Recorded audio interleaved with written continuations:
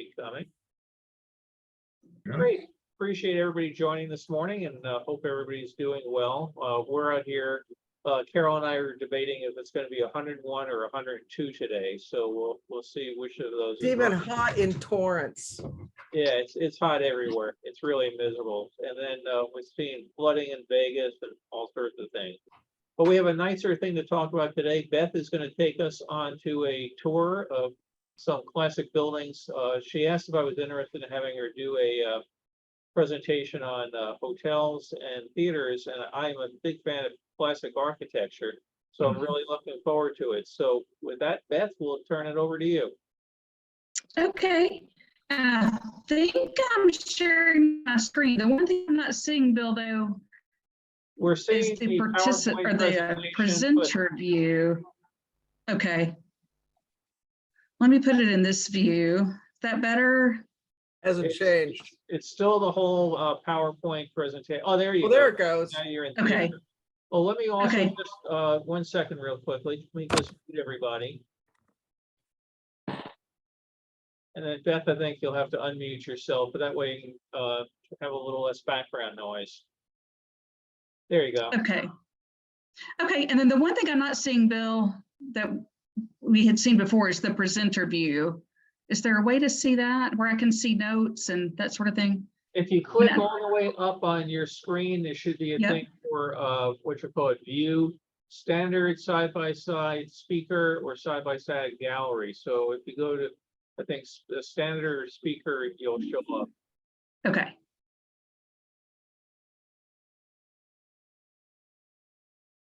Let's see.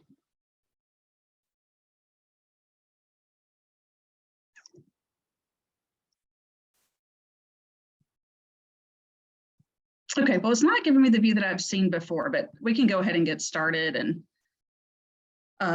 all right, so I wanted to talk today about these Gilded Age hotels from St. Augustine and Atlanta's Fox Theater. And I know that sounds like two completely separate topics, but they're really not. There are a lot of design elements that are very similar between the two. So I think you'll see once we get into it, maybe why I put these two topics together. So there are a lot of slides here. We won't get through all of them. We'll go through some of them pretty quickly. And I will start too by saying I'm not an expert on architecture or design. So, I'll point out things that I saw that I liked and that I thought were interesting, but I know some of you have more of that type of background. So you may want to add some thoughts in the comments. I won't be able to see the comments as we're going through the presentation, but Bill, I know you can. So if anything critical comes up, please do jump in. Or if there are just, comments or questions that we want to address at the end, we should have time for that too. So with that, let me jump into it. So St. Augustine, I think what most people know about St. Augustine is that it's one of the oldest cities in the United States, one of the oldest European cities in the United States. So we've got a few old postcards here showing the oldest house, the old post office. But the part of St. Augustine's history that we're going to focus on today is really more in the Gilded Age. So got a card here showing Henry Flagler. Flagler was one of the original founders of Standard Oil. That's where he made his money. He came to Florida in the late 1870s, I believe it was, for a vacation and realized there weren't a lot of fancy hotels that he might have been used to in other parts of the country and saw an opportunity there. So he built 3 hotels in St. Augustine, eventually built other hotels across Florida, and also developed the Florida East Coast Railroad at the same time, which is how a lot of people got to these hotels. So the development of that railroad was important along with the development of these hotels. They sort of worked in partnership. So this card actually shows the properties that we're going to talk about today. So Hotel Cordova, which was actually originally named Casa Monica, then was renamed Casa Monica later, the Alcazar, and then the Ponce de Leon. So we'll start with the Ponce de Leon, but a little bit more about Flagler before we get there. So this is his home in West Palm Beach. This home was actually built for his wife, built in 1901. And he had been married before. His first wife died, I believe, of tuberculosis. He had another brief marriage and then married Mary Lily Keenan, who was an heiress from North Carolina. And that name may be familiar because University of North Carolina in 1991 named their business school the Keenan Flagler School of Business in honor of both of these families. After Flagler had died, Mary Lily Keenan left a lot of her money, a lot of his fortune to the University of North Carolina. So that's why the school has that name. And this is a statue of Flagler that's in front of Flagler College, which is how the Hotel Ponce de Leon is used now. This is the main building of the hotel, which is now used as one of the main buildings for the college there. It's a small college, about 2,800 students, 19 acres, but they've got this beautiful building in the middle of their campus that we're going to explore a little bit more. So just to start out with a few of these older views of the hotel. This hotel opened in January of 1888. And one thing that's interesting about just the construction of it, it was constructed with poured concrete, which was very unusual at that time for a building of this size. There were homes that had been built using that method, but I think this was the largest building to use that method. It was a very modern building when it was built. It had electricity. Flagler, of course, was very well connected. So the interiors were designed by Louis Comfort Tiffany. We'll see a lot of stained glass windows when we look at some of the more current pictures. Thomas Edison provided a lot of the equipment for the electricity. So it was a very modern building at the time.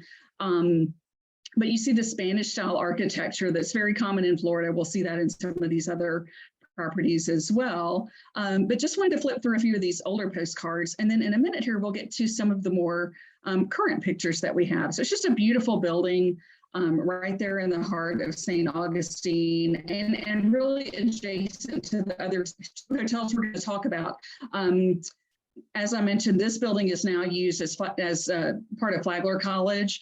One of the other hotels we'll talk about is now used as a museum and used for City Hall for the city of St. Augustine. And the third one actually operates as a hotel. So my family stayed at Casa Monica back in 2017. And these hotels are just right there, in the space of a couple blocks in walking distance. So we were able to take a lot of great pictures. So still just flipping through some of these postcards. Here's a little concert that was held out on the courtyard.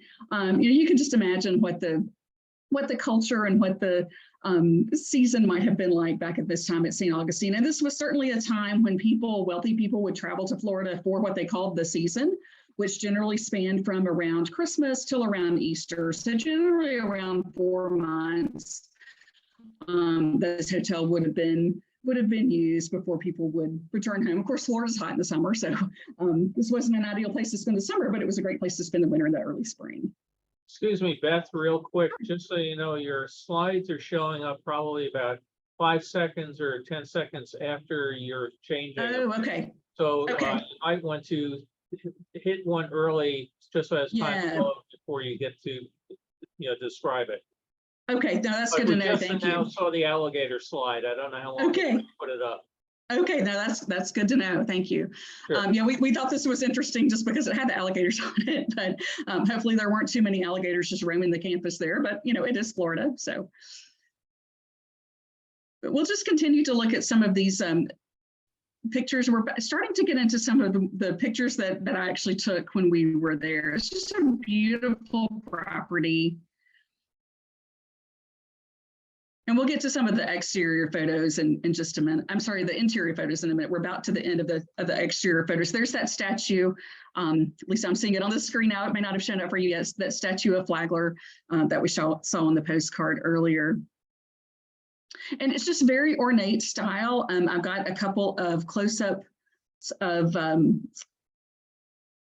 this building here. You can see the shells that are embedded in the building, and a lot of terracotta, a lot of, since Tiffany designed the interiors, you see a lot more of the Art Nouveau style kind of creep in on the inside. It looks very Spanish from the exterior, but the interior has a very different design style.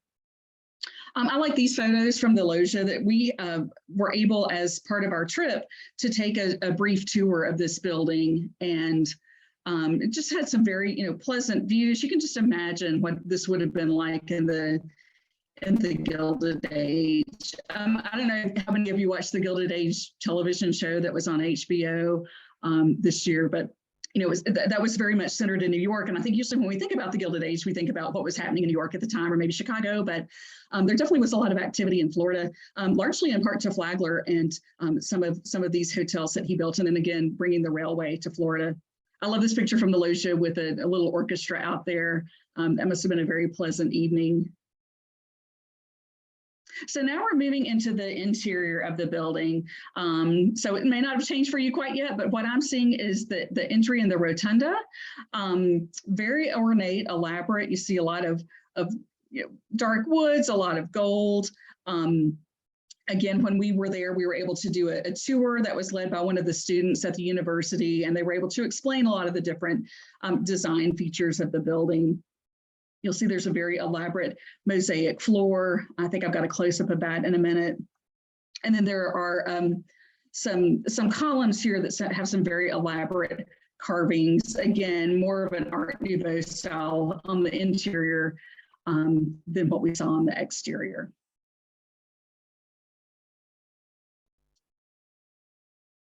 So this is a view looking up to the rotunda. Bill, has that changed for you yet? Are you seeing that slide? Just now. Okay.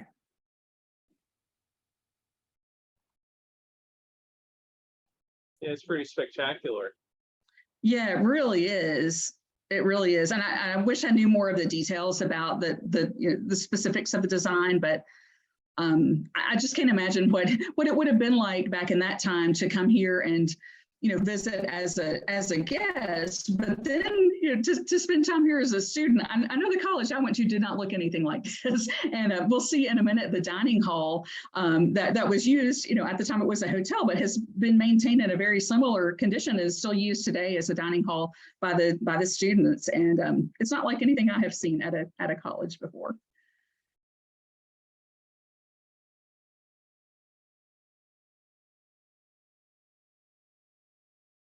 So I'm now seeing some stairs in front of some stained glass windows. Again, these were designed by Tiffany.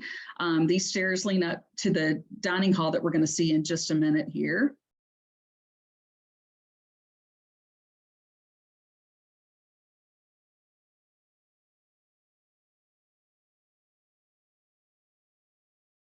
Okay, I think we're just about to get to the dining hall. Here's a close-up of some of those very detailed columns.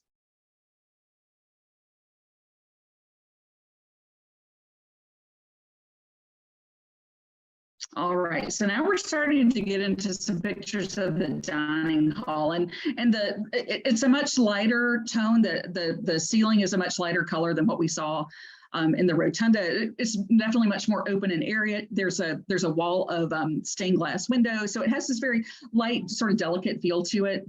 I've got a couple of postcards that are older, and so you'll see it looks a little bit different now. The flooring definitely has changed, but the overall style of this room is still just quite ornate. It's a couple more of these older postcards here, but we'll get to some current pictures here in just a minute. All right, so I'm seeing the first of the current pictures with some of the stained glass windows. I have to say, the day that we toured this building, it was quite overcast outside. I think rained, once we left. So we don't necessarily see the sun shining in. This room looks a little bit dark in my pictures, just because it was so cloudy outside. But I can imagine on a sunny day, this would have been just a very bright, airy room. But again, you see more of the Art Nouveau styling. You can certainly imagine that this would have been something designed by Tiffany. It looks very familiar. The next picture you'll see is of a couple of chairs. And I think they just showed us these just to demonstrate some of the restoration work that was going on. But there's a little like Cupid head on the top of the chairs that I just thought was sort of unusual. I think I've got a close-up picture of one of these. So.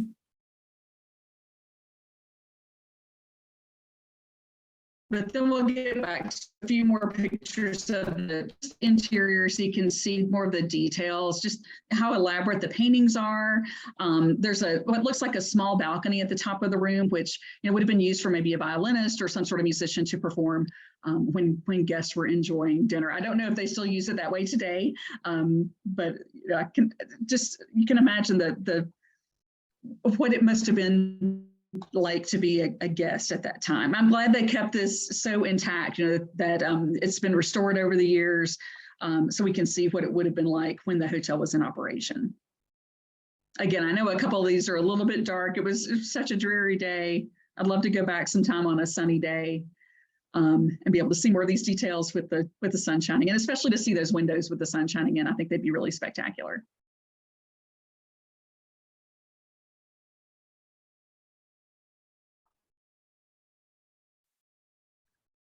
All right, so we're about to the end of the dining room pictures. I've got a few pictures here of the ballroom and the parlors.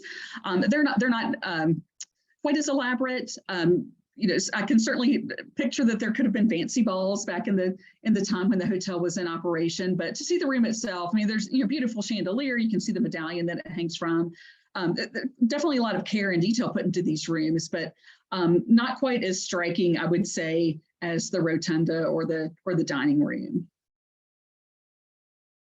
But these rooms are still in use by the university, for different events and things. This hotel had about 450 rooms, and those are used by the students today as it's a women's dormitory. So I've got a picture of one of the bedrooms in a minute from the late 1950s. And the bedroom photo that we have does not look elaborate at all. It looks a little bit out of context with the rest of the hotel. You can see here again how the parlors are not as fancy as some of the other rooms that we've seen, but still quite elaborate. But the bedroom that we'll see in a minute is not as elaborate by any means. Some of the moldings.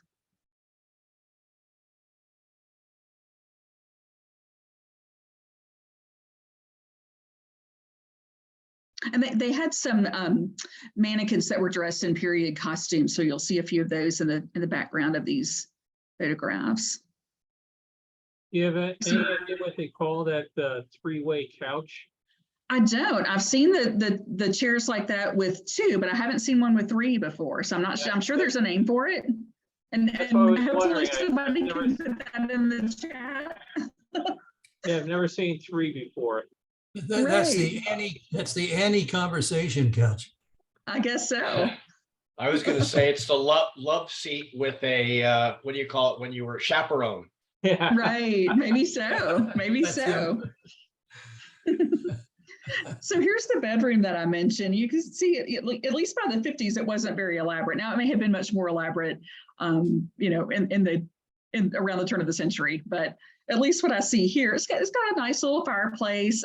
Certainly fancier than the dorm room that I lived in my time in college, but not quite what I would have expected from a hotel with such an elaborate lobby and dining room. It's still not air conditioned, is it? I'm not sure. That's a good question. And of course, students are here year round. Now, I mentioned that guests in the Gilded Age would have come for the season. So they were, starting to move out of town by the time it really got hot. So air conditioning wouldn't have been quite as much of a concern then. But when you think about a college and students there year round, I'm sure they have some sort of air conditioning, whether it's, central air as opposed to, a combination of fans and smaller units. I don't know, but surely with it being in Florida, there is some level of air conditioning in those rooms. So this is a courtyard. This view is very popular. You'll see a few postcards of it. This was a picture that we had in our collection. I think we got from eBay. But I thought it was just a really charming fountain. It's got these little frogs and turtles around the base of it. So there's some pictures of those. I think this is my last picture from this particular property, but I love it because it's got this tiny little lizard on the back of that turtle right there.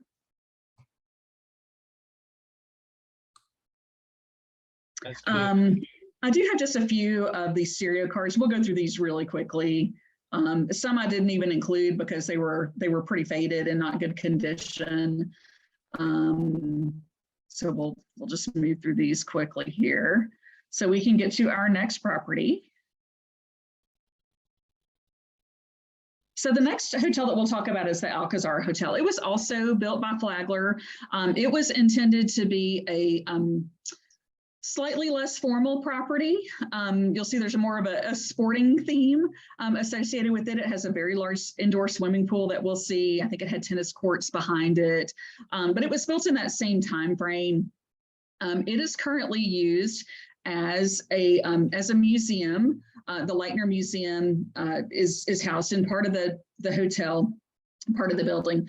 Another part of the building is used as city offices for the city of St. Augustine.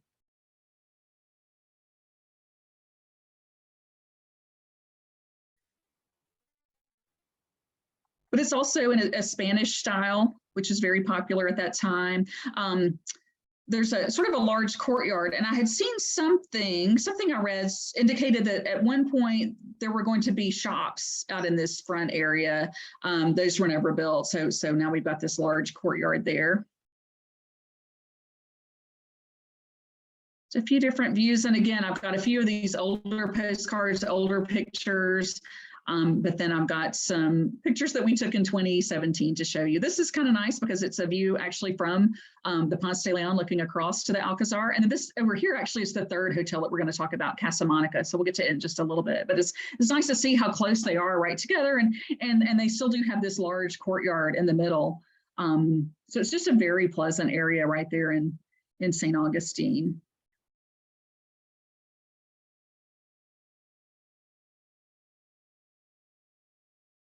This is one of the parlors. I think this is one of the few stereoscope cards we had from the Alcazar. And this is a parlor, as I mentioned, and I think this is part of the area that's used by the city now. And then this is the pool that I mentioned. This older photograph is not terribly clear. I think you'll get a better sense of just the scale of it and the sort of interesting design of it when we get to some of the more current pictures. But it is an indoor pool. It's fed by an artesian well, and so the water stay pretty warm. It's not used as a pool now. Now it's all just opened up and it's used as a cafe by the museum. And of course, you can still see the slope in the floor from when it was a pool. But I think you'll like the pictures that or be able to just get that better sense of it when you see the more current pictures. This roof up here was a glass roof, and they could open that up. The roof looks a little bit different today, but we'll show a few pictures of that. But here again is a picture. I think it was very popular to try to capture all of the hotels here together, noted for their Spanish and Moorish architecture at the top here. And this is a little bit more recent picture. You can actually see on the building here, it says City of St. Augustine, Florida. And then down here it says Home of the Leitner Museum.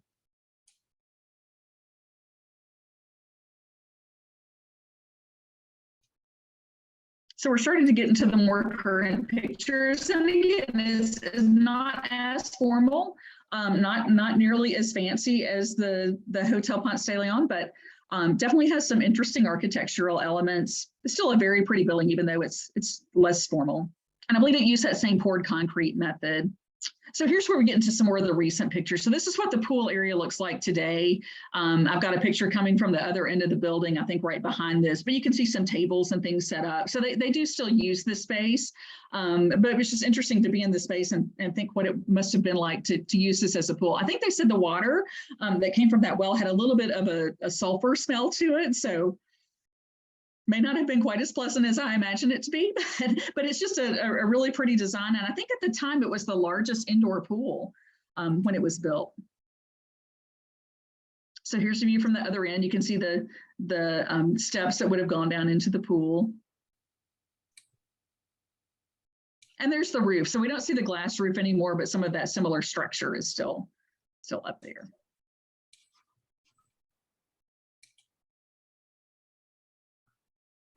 More of the molding here that we can see. So again, it's still a very nice building. And when we say less formal than the Hotel Ponce de Leon, the bar was set pretty high. So still a very nice building, even though we call it less formal. And you do see some of the same glass and pretty lamps. It's still a very nice building. So here's a current postcard referring to it as the Leitner Museum. And I've got a few pictures to show from the museum. I'm not going to show a lot from the museum since that's not really the focus of today's presentation, but there were a few things I wanted to point out. So they do have a few items just sort of commemorating its history as a hotel. So this hotel was started by a man named Otto Leitner, who published a hobby magazine, and he wanted to have a place to show his hobby collection. And he also encouraged other people to, to develop hobbies, to collect things. So it's kind of a combination of his pieces, and then now there's some more is more in reference to the building history. But there's also a collection that I thought was sort of interesting that really talked about hobbies. Just knowing his background, I was curious how that played out from a museum perspective. So there's a whole section with some needlework. I enjoy cross stitch and other got a couple pictures of that, but this one sort of caught my attention. Buttons. So people would collect buttons, which at that time buttons would have been more expensive, would have maybe been more treasured than they are today. But people would collect buttons and make these pictures out of buttons. So I thought this was just sort of unusual. Here's like a few pieces that were made from small shells. So the idea was that people had these hobbies, and this was a place that they could display some of their crafts and things. This one's pretty elaborate too, made from some small shells, some lace work. I thought this was nice that it just has a picture of the pool behind it, but shows some of the bathing costumes. And again, I mentioned that there seems to be more of a sports element to this hotel. So not only did they have the pool, they had the tennis courts, they had Turkish baths, they had a sort of a health spa. So I don't know how much crossover there was between the hotel. Like, I don't know if guests at the Hotel Ponce de Leon would come over and use the facilities over here. But it looks like a fun place. And then they did have a collection too of older music players. So here's an Edison cylinder player. And then this is a large music box. This one caught my attention because my husband's uncle has a music box. It looks almost identical to this one. This is about 6 feet tall. These discs that it plays are about 2 feet in diameter, and it's beautiful. It's a great piece. So we were a little surprised to see one almost identical in this museum. And then this piece, what we may talk about in a minute, this is a small player called a gem roller organ. My husband's uncle actually had one of those too. We in fact brought it home last weekend. So if we have an opportunity, I might be able to show that in a minute. Then another Edison cylinder player. All right, so that's the end of what I wanted to show you today about the Alcazar Hotel. So the third hotel here, just doing a quick time check. I don't have nearly as much to show about Casa Monica. So Casa Monica was built in that same time period. I think it opened on Christmas of 1888. So, within the same calendar year, even as these other two. It was originally opened as the Casa Monica. It was built by a man named Franklin W. Smith. But he ran into some financial trouble not too long after the hotel opened, and he actually sold it to Flagler, and it was renamed. I've seen it as the Cordova Hotel or Hotel Cordova. I've seen it both ways, kind of interchangeably. So, pretty quickly, Flagler had these 3 hotels right in the same area. This one had a little bit more financial trouble. I believe it closed in 1932. It was used for some period of time as a government building of some sort. I don't remember exactly what. And then reopened in 1997 as a hotel, and they reverted back to the Casa Monica name. So Monica, the saint that it's named for was the mother of St. Augustine, that the city's named for. So that's why they had chosen that Monica name for it. So we have a few older pictures of it, and then a few current pictures. Now, again, since this one is the only of the 3 that's still in use as a hotel, I have a few pictures of what the rooms look like today. These are some of the common areas, but again, you see the Spanish, Moorish influence in the architecture here, both exterior and interior for this building. But they mix in some of the modern as well. It didn't feel stuffy or dated when we stayed there. It has a very modern feel to it as well. Like you can see here in these seating areas, kind of that mix of the Spanish Moorish influence, and then the modern with these white chairs as well.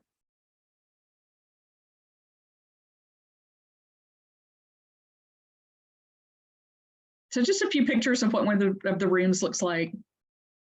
And I am that person that won't let my children go into the room until I have time to take a few pictures of it. So don't come in yet, kids. So they're very gracious about letting me get pictures of hotel rooms like this. So, again, you see some of those design touches consistent with the theme, even in the individual rooms. This last little group of pictures I'll show here is a booklet that my son found on a site called Florida Memory. I think it's the state archives for Florida. So they have a lot of files out there that we could download. And we downloaded this little booklet. I thought it was sort of charming, but we'll just go through it sort of quickly. But it covers all three of those hotels that we just touched on.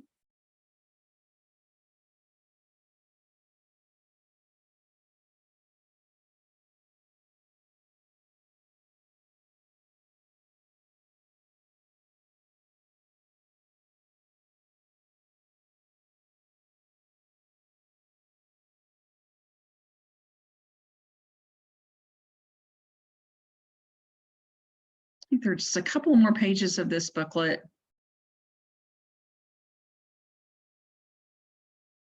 Just a very short write-up.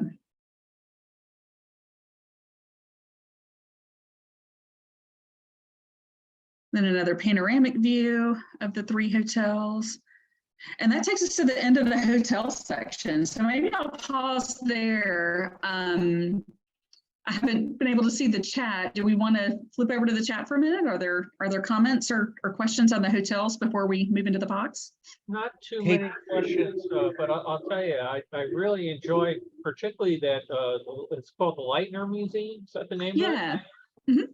You know, I've been to St. Augustine a couple times, but it's pretty much come in, look at some of the buildings from the outside and go on. I think it looks like a fascinating collection. You know, It was. the first piece, you had the ancient furniture there, made me think of some of the stuff that you know, Getty has up that Carol Right. sees when we go up there. So yeah, I'm sure if we get back to St. Augustine, I'm sure I could talk Carol into going.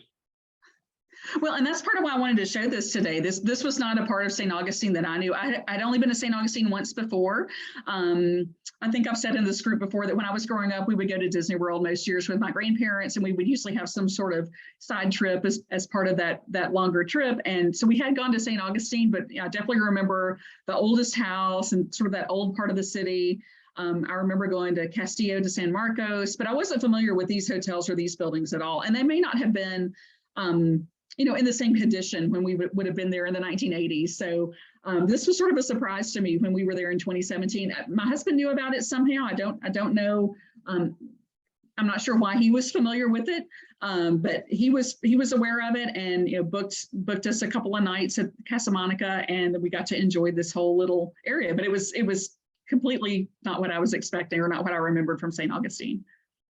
Beth, what was the main draw of St. Augustine? Was it just to go to those hotels, or was there something there in St. Augustine that could draw, you know, that kind of, you know, occupancy that all those hotels would have had all together? Yeah, you know, I don't really know, Tom. I know that back in that time period, when people had tuberculosis, they would go to places like Arizona or Florida for the warmer climate. So something I read indicated that when Flagler first went down, you know, but before these hotels were there, that there were people, you know, they would encounter people at the hotels that were there for those health reasons. You know, they did have the old fort. You know, I don't know that it was really thought of as a tourist area at that time until Flagler sort of made it a tourist area with these resorts. It sounds like particularly for the Hotel Ponce de Leon that people would just come to stay at the hotel and enjoy the warmer weather. You know, they may have been, you know, coming from up north where the climate wasn't as agreeable in the wintertime, and just came to spend time in the warm weather. Yeah, I have a question. You mentioned a poured concrete construction. Is that true for all three? You know, I'm not sure. I know it's true for Ponce de Leon. I think it's true for Alcazar. I'm not sure about Casa Monica. I think it is true, though, because when I read a little bit about Franklin W. Smith, who built Casa Monica, he has a home nearby that I think was well known. Flagler was familiar with his home, and I think his home was poured concrete too. So it would make sense that he would have used that same technique for Casa Monica as well. I was also wondering if that technique was promoted by Edison? I'm not sure. I know when I read about Hotel Ponce de Leon, it talked about Edison's contributions to the electrification of the building, having electric elevators and all the lighting in the buildings. I don't know if he was a driver behind that technique, though. It was something to look into. Have you ever been to the Hotel del Coronado in San Diego? I've not. I've heard of it, You though. know, you must have heard of it down there in Yes. San Diego. It was built around the same time as these hotels, Yeah. 1888 or something like that. And there's been a Right. number of, like there was a famous movie, Some Like It Hot with Marilyn Right. Monroe. They filmed it there. And then there was a book in the 1970s, which I adored. It was called Bid Time Return. And it Hmm. was all about a guy that was in the Coronado Mhm. and actually he wound up going back 100 years and meeting this gal, and it was all, she was from the 1880s. Of It course, was right. all very romantic. I'm preoccupied with William F. Cody, and I always envisioned, oh yes, this would be me. Now, And was it's really a lovely hotel. It's beautiful. Was that- I should have stayed there in the 70s when I was there, because now I'm sure it's very expensive. Right. Oh, it's hugely expensive. I've been there a few times. It's like $700 a night. Yeah. Yeah. Now, It's is it nuts. is it one of the hotels that was built by Fred Harvey? It's not a Harvey house. I don't think so. No, I've seen a lot of Harvey houses. That's not one of them. No, I don't Okay, think so. okay. I know there are still a lot of we hotels had that one in Harvey built. Redondo Beach here in Southern California, and of course they tore that down. Right. Gone. Carol If and I you're talking about the Hotel Del, you used to be able to go into the Grand Rotunda and look up to the inside of the dome. The last time I was there, they dropped a false ceiling there. You can only see a third of the way up. Kind of Hmm. ruined the whole architectural look of it. Carol and I stayed at the one down in San Diego years ago, and they had the same sort of thing with a spot up in the ballroom. We were sitting there eating dinner, and they had a woman up there playing a harp, and Mhm. this thing up on that. You showed the little Right, like in the balcony dining area room. up there. That was really Right. nice. Very, they had a wonderful buffet at the time. We were there eating that, and she was just. I don't think it was dinner though, Bill. I think it was brunch. Well, it was brunch. Yeah, Yeah, it's okay. Sunday brunch, right? Yeah, but it It's was very good. fancy in the main part of the hotel, but where we stayed was actually one of the newer buildings. That was just like any other motel. Right. hotel. Yeah, but it's a great spot. And you can see it also in the movie The Stuntman. They filmed an awful lot of that at the Del Coronado. So Okay. When I was living down there and going to school, you could go to brunch there for like $30. And now it's over $100 to go to Wow. brunch there. So it's very expensive probably to stay and eat. But when I was there in the 70s, you could do it still. It's really Yeah, a shame. It wasn't too bad when we went either. And stay away from the haunted room. I don't remember the number of it, but there's Yeah. a lot of Haunted room. What to avoid. history or mythology or whatever about one of the rooms Right. that's haunted. I believe it's one of the largest all wooden hotels still in existence in the United Mm. States. And in its history, they never had a fire. Unfortunately. Yeah. Very Don't- fortunate. interesting. don't tempt it. God, I hope they don't. You'd never be able to replace No, the you place. couldn't rebuild Right. it. Millions of dollars to put that hotel back together again. Beth, do They you could never, recall they don't what- have the technology to do it. Beth, do you recall what the Casa Monica, when you stayed there, how much the rooms were going for? I don't, but I don't remember it being exorbitant at all. I mean, I think it was like under 300, like maybe in the 225, 250. I mean, it wasn't a lot, I didn't think. Oh, looks really great.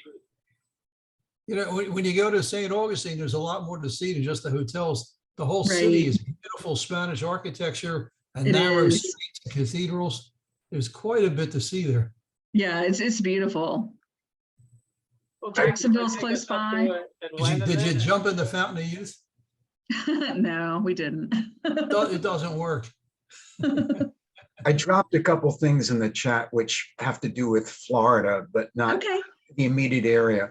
One is these things remind me of the Biltmore Hotel in Coral Right. Gables, which I saw, but it was Right. 26. So I guess it might be past the Gilded Age. But Biltmore Hotel was where? the Biltmore chain built a thing in Coral Gables, Florida, just next to Miami. Oh, not the Biltmore in North Carolina. No, Right, not right. Biltmore, but it is absolutely fabulous and a similar in construction. And it doesn't cost anything to go in and walk through the lobby and be wowed by it. The other thing is Louis Comfort Tiffany. There's a museum dedicated to his experimental stuff in Winter Park. That's right. The Charles Hosmer Morse Museum of American Art, and it is worth it because Yeah. it shows his experiments and some of the true artistry that he really unleashed is that. And the other thing is we talked about poured concrete. I live in Edison, New Jersey, and I've looked at poured concrete houses that Edison did in fact make. Okay. He was living in Fort Myers for a lot of the winter time, I believe. And there is a poured concrete museum that's eccentric and fascinating called the Mercer Museum in Doylestown, Pennsylvania. Okay. I've been there. And Mercer was a gentleman, they say gentleman anthropologist, and he collected things and he put them into his own Dewey Decimal System and built a poured concrete museum around it with galley works that you walk through, and it's loony, but it's really cool. So this just touched a lot of nice things, Beth. Thank you. Yeah, no, that's great. Right I next have door been to- to the right Morse. Right next door to that is the Moravian Tile Works, where he Oh, built okay. beautiful ceramic tile. All right, why don't Well, we I have? would like to see both of those. I have been to the Morse Museum, but not the poured concrete. So we'll have to look for that the next time we're up in that area. But that sounds great. Yeah, but I did go to the Morse Museum for the first time, and the thing that surprised me, it is stunning. So many beautiful pieces, and the admission is like $6. I mean, it's It's a horse museum? no, it's called the Morse Museum. Oh, I Morse- can't hear it Morse is the anymore. man's last name, right? With an M. Yeah, Okay. I would like a horse museum too, though. I would too. Maybe I should develop one. Well, let me jump over to the Fox. So, like I mentioned, this feels like a totally separate topic, and in many ways it is, but I think you'll see a lot of the similarities in the architecture. So the Fox Theater is here in Atlanta. Of course, there are Fox Theaters all around the country in a lot of large cities, but this is ours in Atlanta that I wanted to show you today. It was built in 1929. It opened actually Christmas Day of 1929. And you can see already why I would have picked it to go with this other topic, because it definitely has some of the Moorish architecture. It was originally planned by one of the Shriner organizations here in this city that was very large, had over 5,000 members. So they needed a large place to meet. They had designed this building, which a lot of the shrine auditoriums throughout the country have this, either Middle Eastern or Islamic or Moorish look to it. So, there's the Shrine Auditorium in Los Angeles is similar, I think, and there are others around the country. But so that's why this particular style was chosen for a large movie palace. But once they designed it and looked at the project overall, it was just bigger than their overall budget. So they leased the auditorium, to be used as a movie theater to William Fox. So it was named the Fox Theater. And you'll see as we get into the slides, the auditorium itself, but we'll see some of the event spaces now that I think would have been where the Shriners would have met. The Shriners did continue to use the building until 1949. The building has changed hands a couple of times over the years. It's currently run by Atlanta Landmarks as a nonprofit. But you can see it's a very large building, and this is Peachtree Street right here in Atlanta. And so this is the main entrance. So if you're coming to see a show, this is where you would enter. We're going to look at this arcade area here. You can see the lobby, and then the large theater behind it. This street right here is actually named for Ponce de Leon, but in Atlanta, it is pronounced Ponce de Leon. But fortunately, most people just call it Ponce. So this intersection of Ponce and Peachtree, though, is where the fox lives. And you can see here it says now playing Debbie Reynolds. I can't see what the name of the movie is. I meant to go back and look and see if I could, suss out when this picture was made based on whatever that movie title is. But this marquee here is very commonly seen in pictures. We'll see several pictures of that.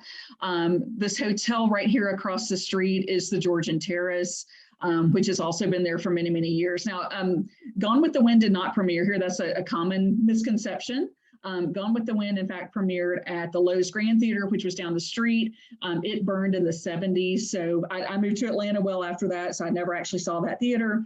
But when Gone with the Wind premiered, the cast did stay here at the Georgian Terrace. It has been used as a hotel over the years. It was condos for a while. It's kind of flipped back and forth over the years between condo and hotel. But let's keep moving through. About just a few old pictures that we had pulled from an archive at Georgia State University. But I think the more impressive pictures are the current pictures that I've got to show you, which are all in color, and you can really see the full grandeur of the Fox. There's Bob Hope. Flip back to him. He was here for some sort of event at the Fox. This is a postcard. So interestingly enough, when I was going through all of our current pictures, which were taken from several different tours that we've been on at the Fox, I don't have just a good picture from this angle of the stage. So I just wanted to point this out here. Take a look. This is what the stage looks like. I've got a lot of pictures in the auditorium. The only picture that I have looking from the back to the stage is during a tour when they got all the curtains up, and it looks sort of dark and looks very different. But this is a curtain that they have up sometimes between shows. You can see there is a big orchestra pit here, and then a big organ that we'll talk about in a little bit, a big theater organ. So let's jump into it. So again, these pictures are all taken from several different tours we were on. This one happens to be from the Library of Congress, but most all the others you'll see from here on out are just pictures that either my husband or I took on some of the various walking tours that they offer of the property. Coca-Cola's right down the street. Yeah, Coca-Cola's right down the street. So they sponsor the Summer Film Festival. The great thing about the Fox is they have all types of events. They have the big Broadway shows that come through with the touring companies. They have a lot of concerts that come through, but they also show movies, or they'll have smaller events. So really, anyone in the city could afford to go to some sort of event at the Fox. And I love to go on the movie nights, because when you're there for a bigger show, you're kind of corralled in with a big group of people, and you're trying to get to your seat, and you don't really get to experience the building. But if you go for a movie night, it's much more informal. You can kind of go up and check out all the different lounges and lobbies, and really get to experience the building a little bit more. So we're going to show you all those places, though. So this is that sign that I showed you right on Peachtree Street. I want to show you, though, these lights underneath. So even these lights that are right there as part of the marquee, you start to see some of that Moorish influence. And again, that was common for the Shriners. But the thing that's interesting about this building is, in addition to seeing those Islamic and Moorish influences, you're also going to see a lot of Egyptian influence too. So this building, again, built in 1929, not too long after King Tut's tomb was found. So there was a lot of interest in Egypt at that time. So it's kind of an interesting mix of the different cultures. So we'll point out some of those different spots as we see them. So this is the old ticket booth that's there in front. I have seen this open before. There's a much larger box office now that's kind of back behind it there, but they still do use this little booth here occasionally, either as will call or for an information booth. But I think it's just a charming little booth. And then that takes us into the arcade. Lots of times they'll have cars, like promotional cars, parked here, but this is where we all wait in line. Now, usually with shows, there are metal detectors set up here, so this is a nice view without some of all that set up. You can see the design elements a little bit better. So we're going to look at some of the spaces, but just to show you, just from an orientation perspective, these doors here will take us into the lobby. These doors will take us into the Spanish room and the Marquee Club, and we'll show you both of those in a minute. And then these doors go to some of the other spaces that are used for private events. So there's a room called the Egyptian Ballroom. We'll see the Grand Salon and the terrace. And then there's some offices up in this part too. So this is just from the arcade, but looking back out at the street. And then this is one of the many fountains you'll see in the building. I think these are called ablution fountains, but these are very common in Moorish and Islamic architecture. Seems like when I started going to Fox years ago, when I first moved to Atlanta, these fountains often had water in them. I think they're all dry now. I don't think any of the fountains that we'll see here have water, but it's still very pretty. Always good for a photo op. Usually if I go to a show with one of my kids, I'll take their picture in front of this fountain. So, and this is the back side of those doors leading into the lobby. Wow. You can see even the lobby is very ornate. The carpet has this star motif with an F in the middle, which you'll also see on the chairs once we're inside the main auditorium. These stairs here go down to a lower lounge, and I'll show you that area. Every part of this building is elaborate. There's so much to see. I'm going to show you in a few minutes just some of the different light fixtures, and you know, nothing is cookie cutter here. Everything is very elaborate, but I will say there's no actual gold in this building. This is all just gold paint. It's all plaster, wood, gold paint. So we'll see a little bit more about that in a minute too. Beth, let me say something here. I've been into the Fox Theater, I guess it was in St. Louis, and they pointed out when you see these grand lobbies that everything you see in there is an illusion, just like seeing a movie. For instance, it's not real marble, it's not real gold. It's all cheap painted plaster and paper mache. So it's all fake, just like you have in a movie backdrop. That's very true. So let's see, here's a few pictures here of the different light fixtures. I just think they're so interesting that they're all so very different, but they all very much fit with the theme. And you can see all these painted motifs. I'll show you something else about those in a little bit, but see, they're all different, all very elaborate. All right, so now we're to the auditorium. This is what most people know if they know the Fox. Very elaborate, even inside the auditorium. It is designed to look like an Arabian courtyard. So we'll see some of those different design elements. Let me come through. I've got a lot of pictures of the auditorium here. So this is actually of the stage. So even above the proscenium, you can see these rugs that hang down, you know, just so much attention to detail. But again, to Irv's point, you know, none of this is gold. It's all painted. It's all an elaborate illusion, but it's beautiful. So this is from the mezzanine level. You can see these. This looks like a canopy up here, but this is actually part of the acoustics. They look like they're fabric. They're actually painted plaster, but they sort of help funnel the sound, especially back up in these upper balconies here. Part of the wall. I just love how detailed the theme is and how it's carried through the whole auditorium here. The auditorium seats 4,665 people. Wow. Yeah. So this is from the stage.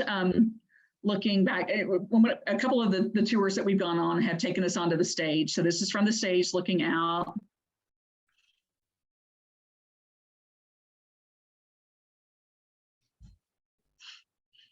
Some more of those design details. And take a look at the sky here. You can't see it quite as well. I think I've got a couple of better pictures that show it. These look like boxes, but I think they're actually where a lot of the pipes for the organ are maintained. So you don't actually see people sitting up in these areas, even though they sort of look like boxes. So here's one where you can see it a little bit. There are clouds that are projected that move across the sky. So you have to look really closely to see them. You know, they move pretty slowly. I almost didn't include this picture because it's got a person in it, but this was the closest one I had where you can start to see the clouds there. But when you're there for a performance, the clouds will very gradually shift across the sky through the course of the evening.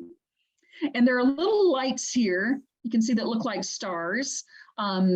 Each of these little lights is covered with a glass piece, and there's one, and I can't tell you which one it is. They always point it out on the tour, but I never remember. But one of these is actually covered with the bottom of a Coke bottle, like the glass bottom of a Coke bottle, which I guess is on brand for Atlanta.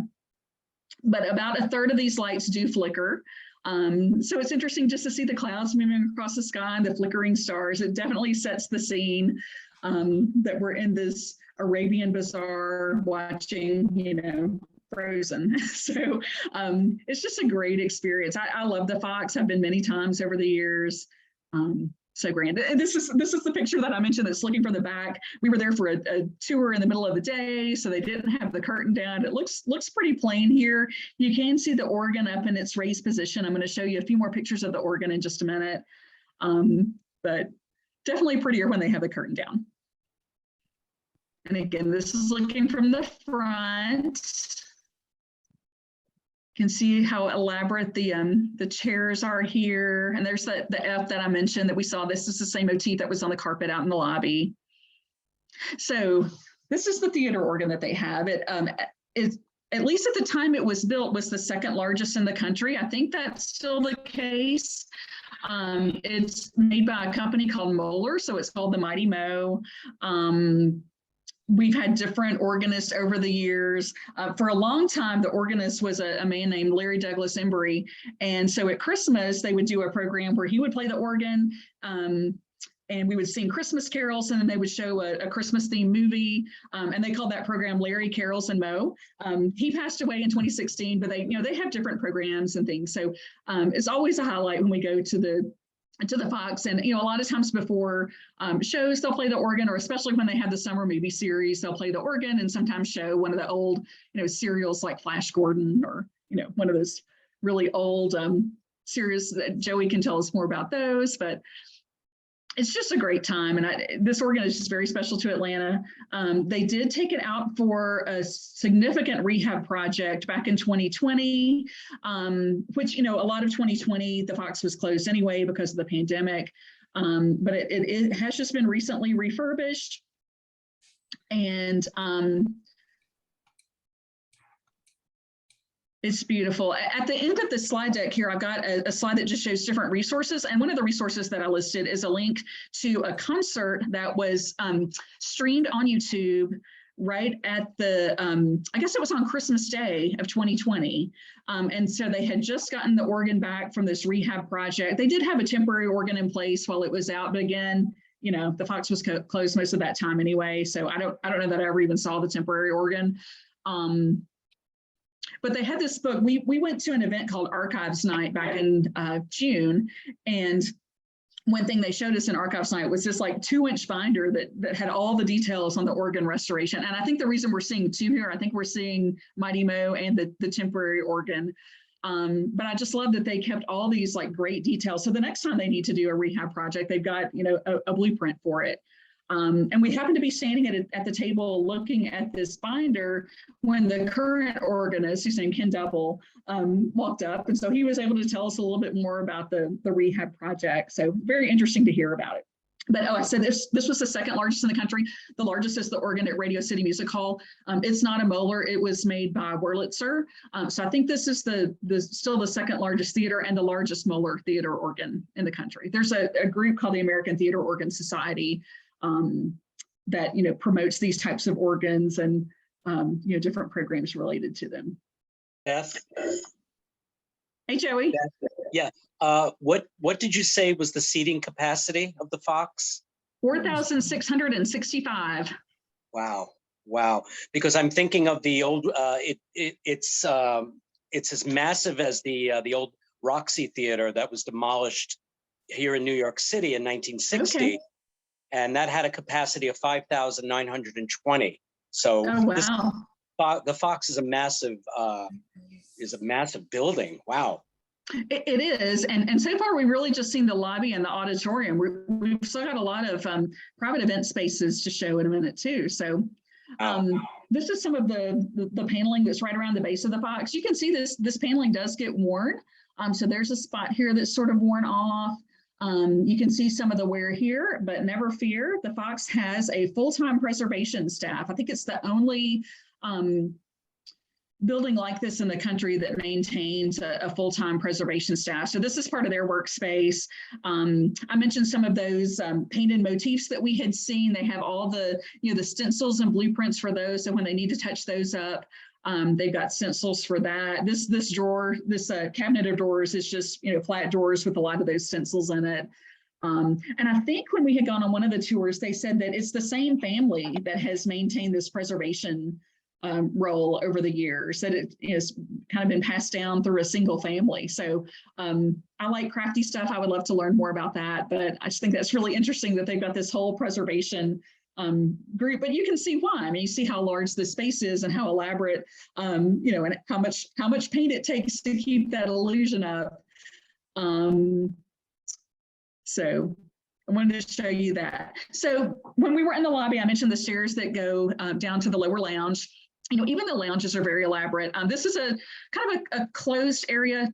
To one side is the women's restrooms, another side is the men's, and there's this common lounge in the middle with some seating areas. Depending on the event, they might have like a small bar set up down here. But it's just a very cozy space. Everything about this building, I think, is very welcoming. There's an old telephone booth down there. I don't know when it last saw an actual telephone, but the little booth is still there. But you still see the same sort of care given to the design elements, and you still see the pretty lamps. So even though this is a lounge space sort of out of the way, it still has some of those elaborate details. And this building, it's hard to see, but on the door right there, it says hospital. So this is sort of down almost in that lower lounge area too. I think it's interesting that they had a little infirmary in the building. I don't think it's in use now. I've never seen anybody go in there, but occasionally the doors open, so you can at least get a little peek in. Most of the time this door is closed, but sometimes they open it up. So now we're going to go to the mezzanine lounge, and you may wonder why I'm spending so much time on these lounges, but they really are quite elaborate. The mezzanine lounge on the women's side has some of the Egyptian elements that I mentioned, and this chair in particular is one of the most elaborate. So I mentioned that the building was built right around the time that King Tut's tomb was discovered. So there was a lot of interest in Egypt. These chairs, there are actually two of these. This picture was taken when we were at the Archives Night event that I mentioned. So it's not in place in the women's lounge in this particular photograph, but normally it is in the women's lounge. There are, again, two of these. They were taken out for a restoration project several years ago, and were appraised in the like $35,000 range. I mean, these are very elaborate museum quality chairs, and they're just there in the women's lounge. I mean, I've sat in this chair before. So they do take these out for certain events. I know in one of the tours, they said if there are, certain concerts or things where they think the crowd might be a little bit more rambunctious, they'll put these chairs into storage. So they're not out all the time, but most of the time you can see these chairs in the women's lounge, oddly enough. Very detailed. So this takes us to the other side of the building. I mentioned the event spaces that are on the left when we were coming in, the arcade, the grand salon, and the Egyptian ballroom. So here's just a little staircase going up to those. I love this little mosaic on the floor with the camel. So you can see some of the design influences there. This sign noting that the fox was added to as a National Historic Landmark in the 70s is back there as well. So we're going up those stairs, and even at the top of those stairs, and the space that isn't used very often still has these pretty skylights. So that takes us to the Egyptian ballroom. So this was modeled after the Temple of Ramses II in Karnak. So definitely you'll see the Egyptian influence with the scarabs. You'll see a lotus motif throughout. Here's a close-up of that stage area. The more of the scarabs and the lotus, even in the carpet, very detailed. So this is used for different private events.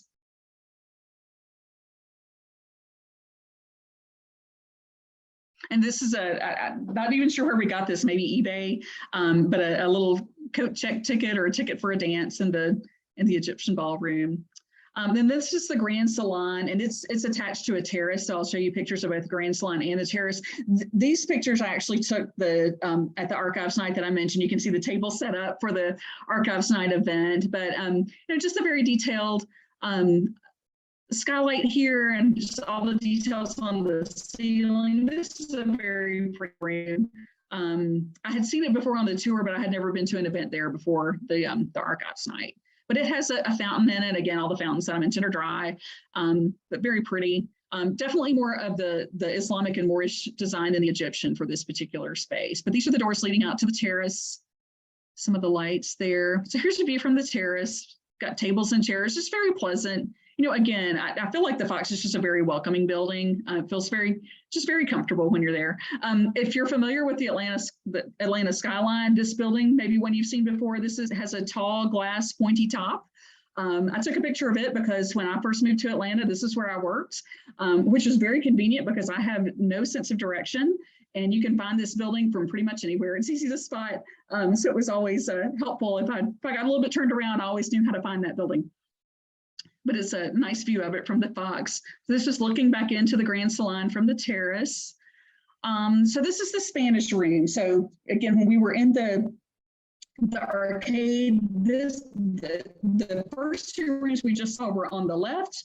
This is to the right. And this room is used really as a concession room now for the, when events are there. So you can see some of the concession space, but they do use this some for private events as well.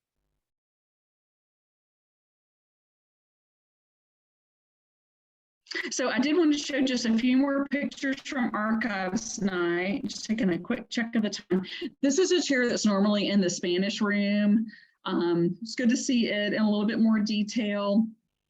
And they had brought in the Egyptian chair that I mentioned from the Women's Lounge. They had brought in some lights, just a few of the special pieces they brought in for us to take a closer look at as part of this Archives Night event. Now this actually is a picture of the Women's Lounge. This is the inventory that they maintain. I think they said they update their inventory of all the furniture and fixtures every 2 years.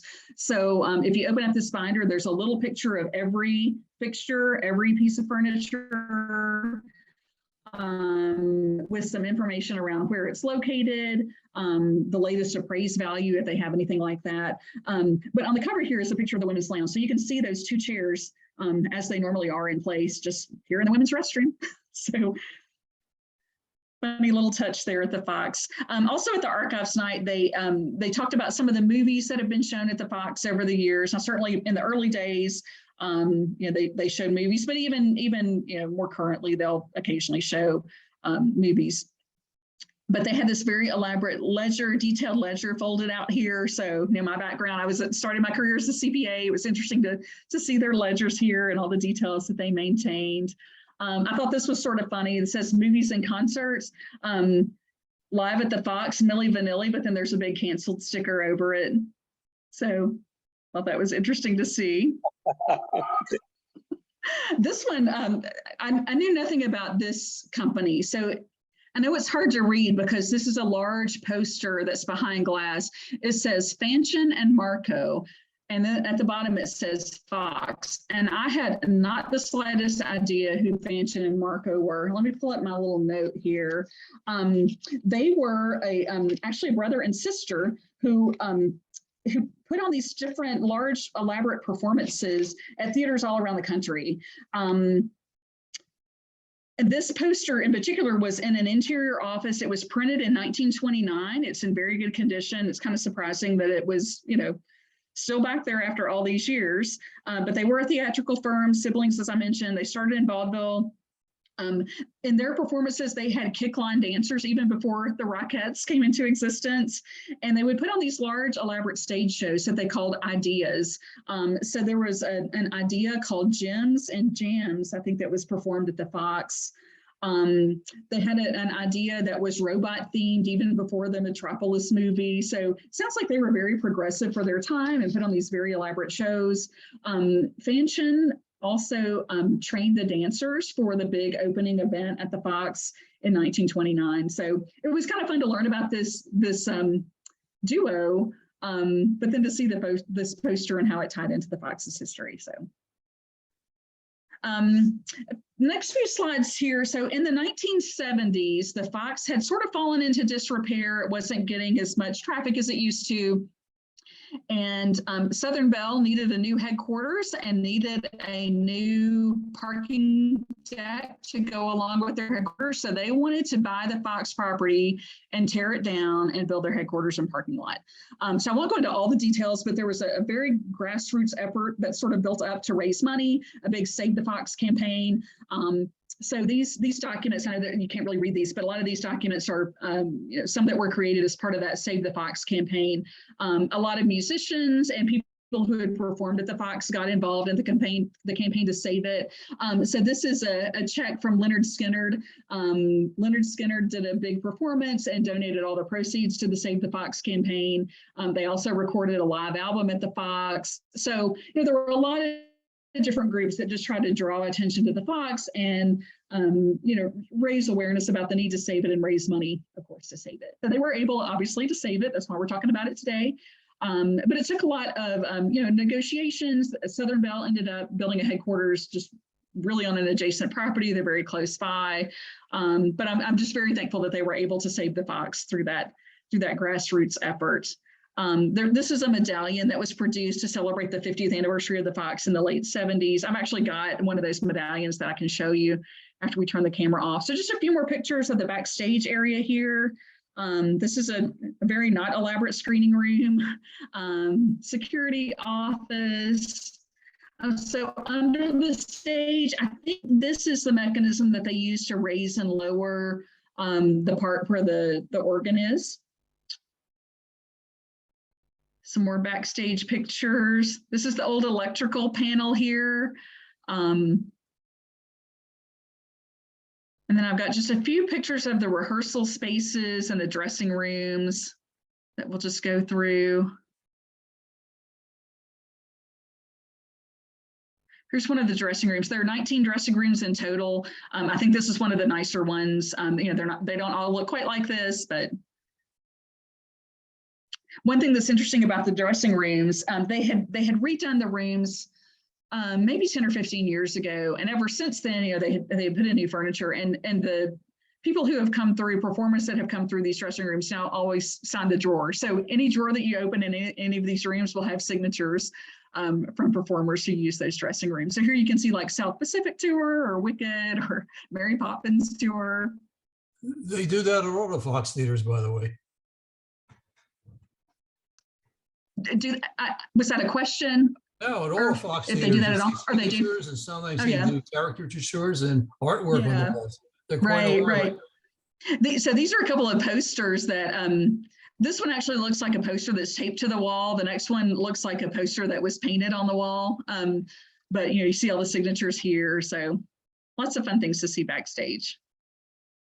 Now, the newest space that they've opened up is called the Marquee Club. This is adjacent to the Spanish Room. So coming in from the arcade, it's on the right. And this is a space that, that theater goers can use before or after shows. There is a cost to it, but I have taken advantage of the space. It's very convenient if you need to get to this part of town early. I know I was going to see Hamilton back in the summer of last year, and had arranged to use this Marquee Club space. And when I got to the building, people were lined up. There must have been 1,000 people in line. And so instead of standing out in the heat in that line, I just walked right on into this Marquee Club. They have, food and drinks, and it's just a very comfortable place to sit and, enjoy a little bit quieter space before going into a show. So this just shows some of the design themes that have carried through from the rest of the building. It looks a little bit more modern than the rest of the building, but you can still see some of those influences from the other parts of the building. So it's just a great space that they've opened up just in the last maybe 5 years or so. And this is one of the terraces that's part of the Marquee Club as well. So that's the end of my photographs. I do have a slide here with resources. So just referencing a few of the books that I used when I was pulling some of this together. I've got a couple of booklets I can show you. These are some of the websites that we pulled a few pictures from. And then I had mentioned that concert that's on YouTube after the organ restoration was complete. I've got a link to that here. So that's what I've got for today. Let me stop sharing. All right. Fantastic. I see that- That's really Thank great. you. We have a number of old theaters here in LA that, the Pantages we've been to a number of times. Right. There's a number of them downtown. They keep giving tours and I keep wanting to go and have not made it. So it's astonishing, some of these old places that have survived, but it looks like they've really done a wonderful restoration on the Fox. They have. They have. I think it's great that a nonprofit runs it. I think that just helps keep things moving a little bit more smoothly than if it were a for-profit company. You know, looking at the chats, there's a whole bunch of comments in there about the different Okay. theaters and different organs. And I guess everybody's always bragging Yeah. who has the biggest organ, because Right.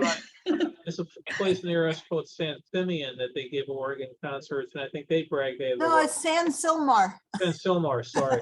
San Silmar, thank you. But don't they swear that they have the largest organ? I don't know if it's the largest or like the third largest theater organ in the United States, something like that. Yeah. Yeah. It's a That's mighty great. Wurlitzer though, I believe.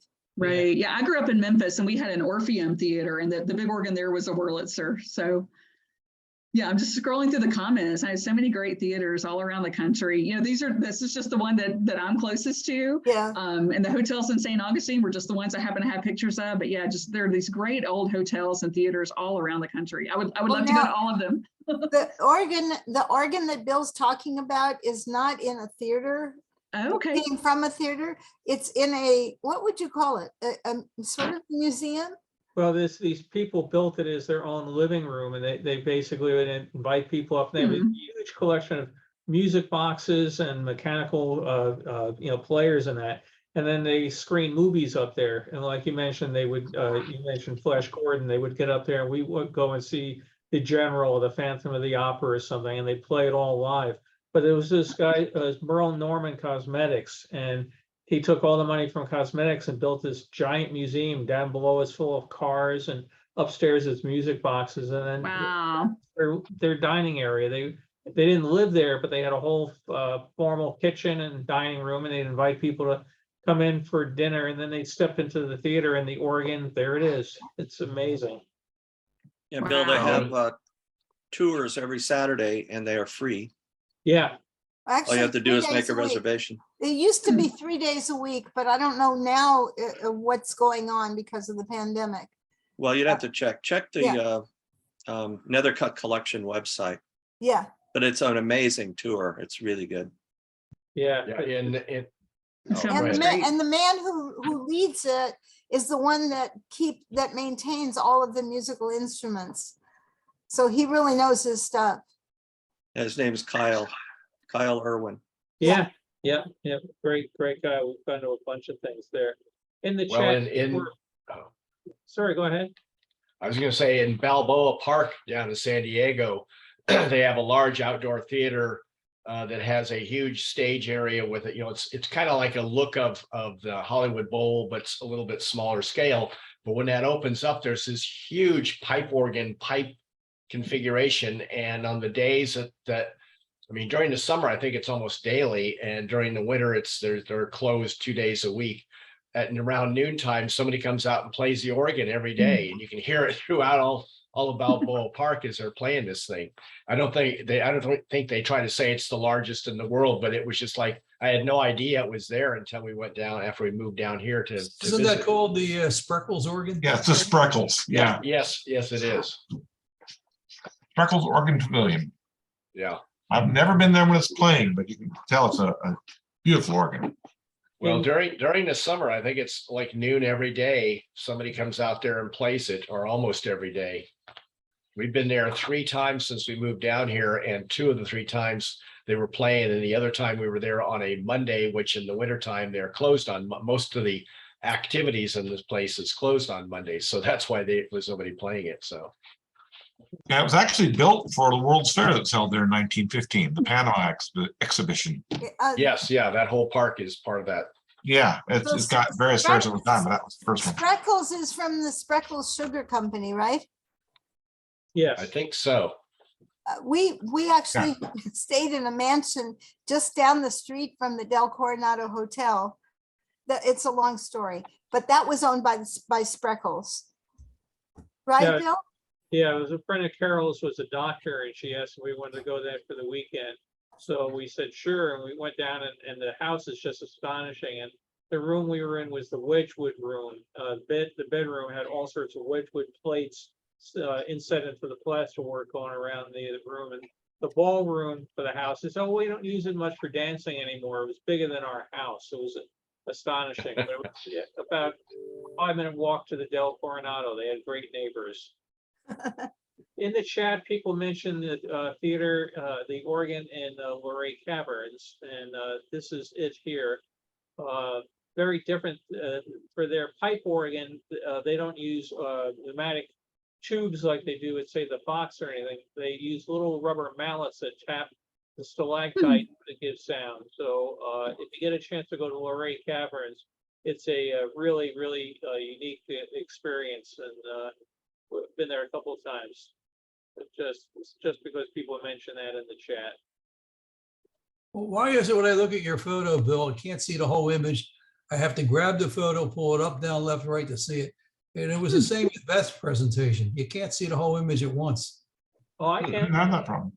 Yeah, I didn't have a problem either. It's whatever way you're configured, we can see the whole No, thing. what's happened is you've enlarged it and then you forgot to shrink it back down.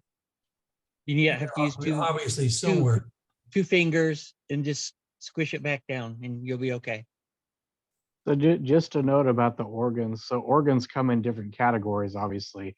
The one at the Fox that Beth shared with us is the second largest theater organ.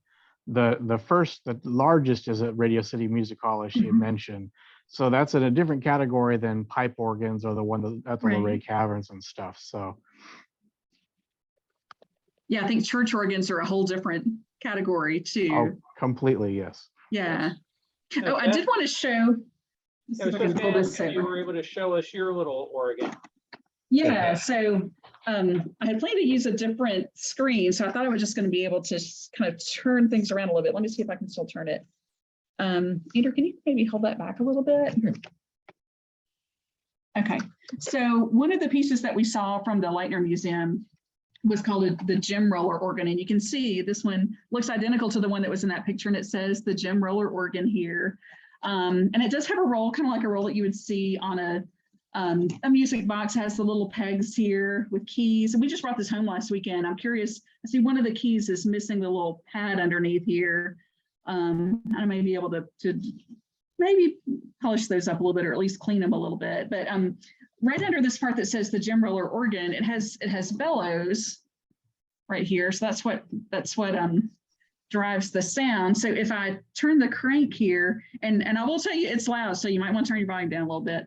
But I'm going to set it right here, and I'm going to crank it a little bit. We won't go through the whole roll, but maybe just enough that you can hear what it sounds like.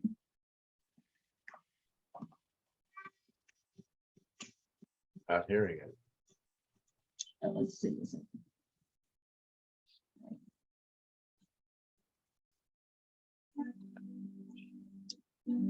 It's playing Silent Night.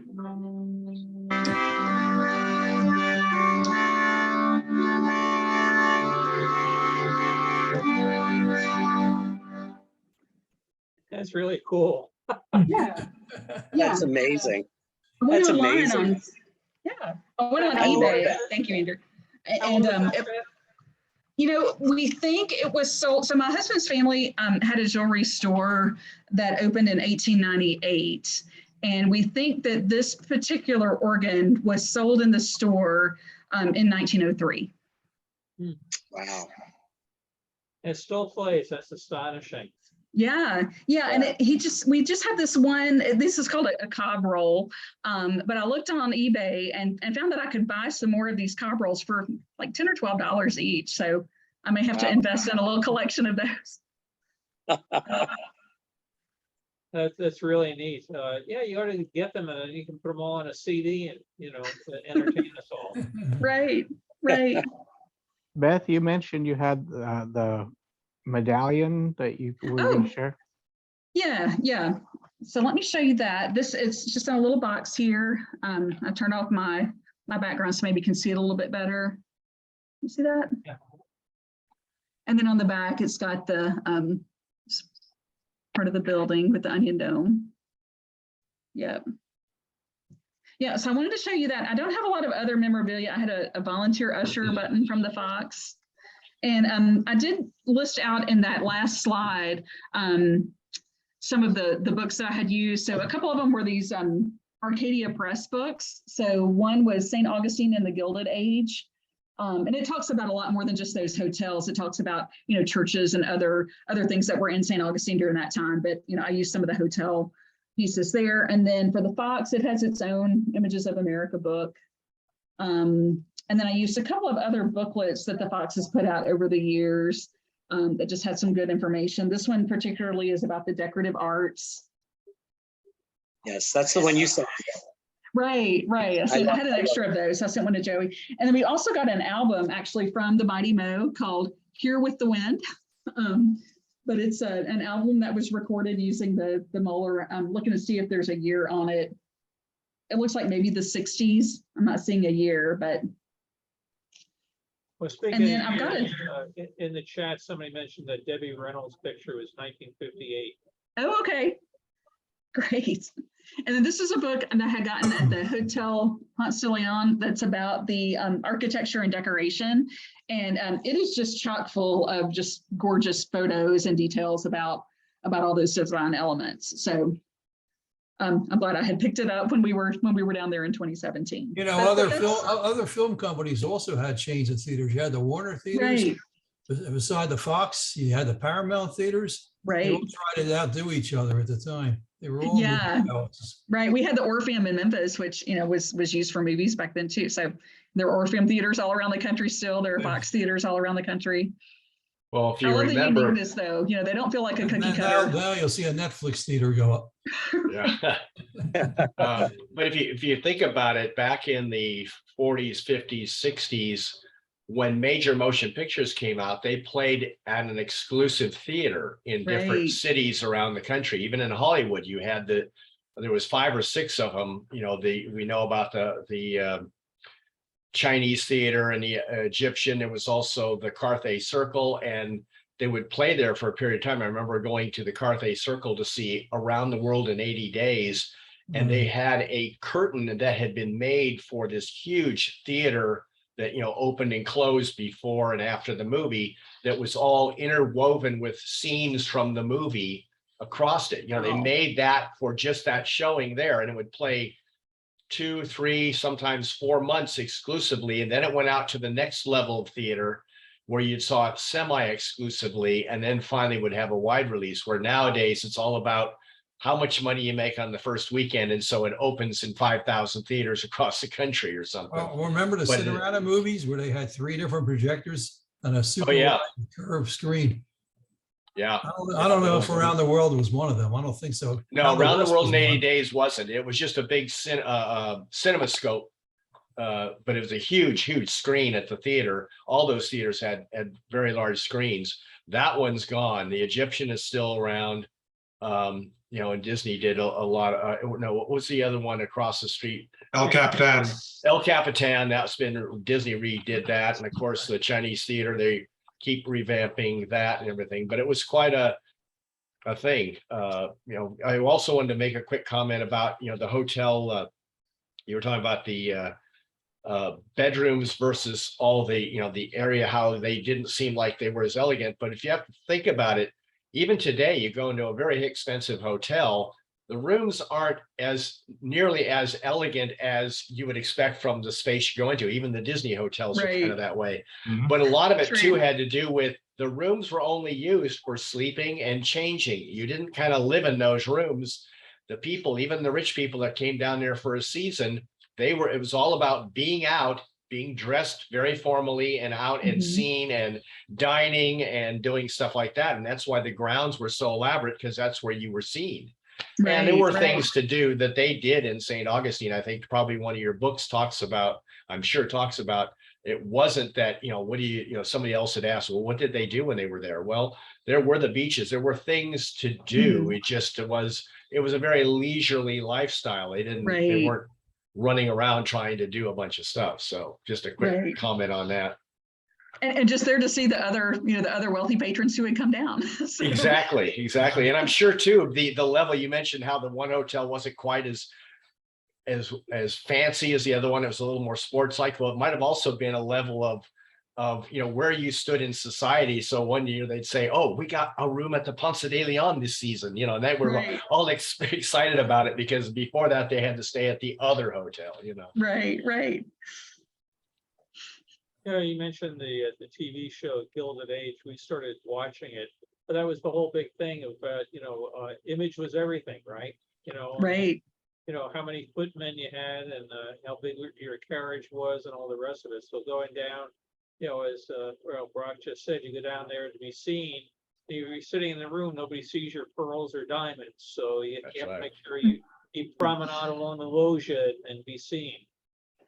Yeah, one of the fun, they have the box seating in theaters. So they actually are not the best place to watch a movie or a film, because they're way off to the side, but you could be seen up there. Yeah. Right. That's what box seating was all about. Yeah. Yeah, ask Mr. Lincoln how he liked it.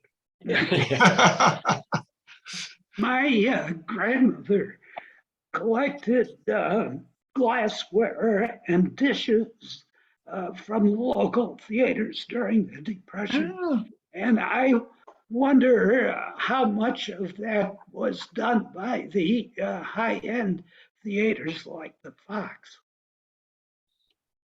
Yeah, where they had they come and get your soup plate on one week and come and get salad plates on another, right? Yep.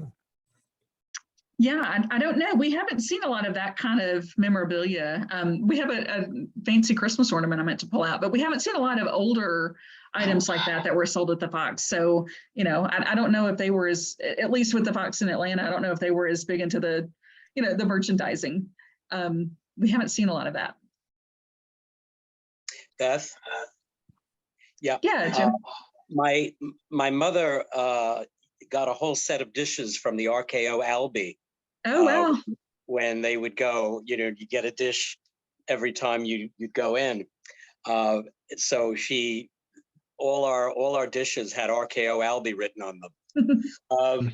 The other thing is, Jessica said that her favorite group, the Celtic Women, played at the Fox. They have, yes. And when they got on, they said, "Oh, it was so nice to be at the fabulous Fox," they called it. Right. You hear that pretty commonly in the advertising. It's the fabulous Fox. Yeah. Right. Yeah. And Dan, you had a question? Concerning the comments about dishes in the theaters, there's a cinema museum outside of London, England, where they have entire tea services when they serve tea in the theater at tea time. And it's amazing. He's got this enormous collection of all the different kinds of dishes that were used in British theaters at tea time. That's great. It's great that some of these old places have survived. That when you think about tearing it down to make it a parking lot, what a shame that would have been if they were able to do that. So it's always, I do remember reading about the outrage and people trying to save the Fox. And I've only seen it from the outside. When Carol and I were down in Atlanta, we passed by it, but there wasn't anything showing or tours given or anything. And it's another thing to put back on the rebucket list, to go back and try to see that. Well, Yeah, Bill, go ahead. Oh, go ahead, Brock. Well, I was just going to say, I meant to mention this in an earlier talk when we were at Seattle's World's Fair a few weeks ago. I went down there with Disney. This is long after Seattle World's Fair, but there was a theater in downtown Seattle that was on a level similar to this. I can't remember the name of it now. And it was a beautiful thing, had incredible, and they were going to tear it down for a redevelopment of some sort. And there had been an effort to try to save it, which had not been successful. And we found out about it very, very late in the process, and went down to see if there was anything that could be done. I had suggested we salvage as much as could be salvaged, and you could get molds off of it and stuff like that to reproduce something, if nothing else. We were looking at, I think it was when I was working on the Disney MGM Studio Park. It was related around that, but it was just this beautiful theater. It was a shame that it was going to be torn down. It would be no longer be there, and it isn't anymore. I wish I could remember what the name of it was, but it was quite an incredible, it had been a live performance theater. It had been used for some movies at one point in time. And at one time, to try to keep it going, it was a dinner theater kind of thing. But it just eventually fell out of favor, and it was just so spectacular. And it's a shame that these things get torn down like that. It is, and I think that's part of why people in Atlanta are so, passionate about the Fox, because we know that we could have lost it. Yeah. And they had a fire there in the 90s that, fortunately was put out very quickly. There actually was a man who lived in the building for a long time. There was an apartment in the building, and a man who lived there and was able pretty quickly to alert the fire department, so the fire didn't spread. But you think about something like that being lost, and it's you can't get it back. To your point, maybe you can reproduce some of those pieces, but it's just such a cultural institution that would be lost. Yeah. Years ago, when the movie Tomorrowland was out, they invited us to come, as I'd worked on the movie, so they invited us to come down to the screening at the El Capitan, and they asked if we wanted to tour the theater. And I could tell you their dressing rooms were nowhere as nice as the Fox's dressing room. And the air conditioning didn't work, so the poor organist was just hotter than hell. But again, people find all sorts of stuff. It was the Bob and Dick Sherman room, and there were all sorts of signatures. But then they said, would you like to see the organ? And we said, oh yeah, we'd love to see it. So opened the door, and we literally walked through the organ. And he's saying like, okay, and there's these steps going up over the pipes. And the smallest pipe was around 1.5 inches, and the biggest one was 12 feet high. But he's like, yeah, you just be careful when you step on it. Don't knock any of the pipes out of the way. And I was scared to death. Do you remember that, Carol? I mean, I was absolutely petrified about knocking. Oh, she stepped away. I was petrified about knocking something loose, because this guy was going to play the organ in an hour from now, and we're walking all through it. It was astonishing. And then, just like your pictures, the lifts for the organ and the electric boards, and it was a real piece of history. If anybody's in LA and you get a chance to go see the El Capitan tour, I would really take it. I don't know if everybody goes through the organ or not. Yeah, I think we got to see it when we did the tour. Shortly after they opened it, they had a couple of things where WDI was invited to opening, you could get tickets to an opening event of a movie, and they would give you could sign up for tours in advance and tour the because they had just finished refurbishing it. And that was a great tour. And the organ, I trying to remember I remember we got to see the organ. I couldn't remember all the details of it, but I know it was really kind of like, wow, you're walking through the organ. You're not just looking at it, walking by it, you're walking through it. Yeah, like I said, I was scared to death I was going to slip and break something. How would I ever pay for it? In the larger cities, I think a smaller percentage of theaters got preserved because like in Chicago, the West Side was a rich neighborhood at one time, and they had theaters that sort of rivaled the Fox. But then when the neighborhoods eventually decayed, the theaters closed and got torn down. So there are similar theaters I remember from my childhood that no longer exist. Yeah. Oh, I see Harold has his hand up. Yes, just a comment about the Fox Theater. About 6 years ago when I was in Atlanta, I did go on a tour of it. And one of the things that really struck me was the tour guide talking about the history of segregation at the theater itself. Right. And she said, if you look up at the top of that top balcony, right at the back, there's a little wall, a low wall there. And there was the area with wooden benches for any Black patrons to sit in. And she said, we're very proud that we desegregated in 1962, and that was 2 years before we had to because of the federal legislation. And they seem to be proud of it, a mark of honor that we actually beat the law by 2 years on desegregating. but it was separate benches up in that upper balcony, separate entrance. Those Right. patrons were kept separate from everybody else. And I found that probably the thing that stuck with me the most from that tour. You know, I love the architecture. I love touring all these old theaters, but here getting the social history of it as well, you know, really was striking for me. Right, right. And you can still see those separate entrances, like where those separate entrances were on Okay. the exterior of the building. Mhm. But it's a fantastic tour to take. If you're ever in Yeah. Atlanta, by all means, you really have to see that theater. Yeah, they have a couple of different, at least before the pandemic, they had a couple of different tours. There was one that was held fairly often, like most Saturdays. And it went to some of those private event spaces that we showed them to the main auditorium. But then the tour that would go backstage and in the dressing rooms and underneath the stage and, you know, to some of those areas was only held maybe a couple times a year. So we were very fortunate to get to go on that one a couple of times. And now I know they have a tour now that's on the first Monday of the month generally, that's more focused on the organ, and it includes a small organ concert. But yeah, it's great that they offer so many tours. And again, I think that's part of, you know, being operated by a nonprofit, that, you know, Atlanta Landmarks really pushes those tours because they know, you know, if people love the building, they're gonna, you know, make sure that it's preserved. Does anyone else recall? Bye-bye. Bye-bye, everybody. Great. Bye. Bye, Very Clyde. interesting. Thank you Bye-bye. very much. Sorry, Wade, you were saying something?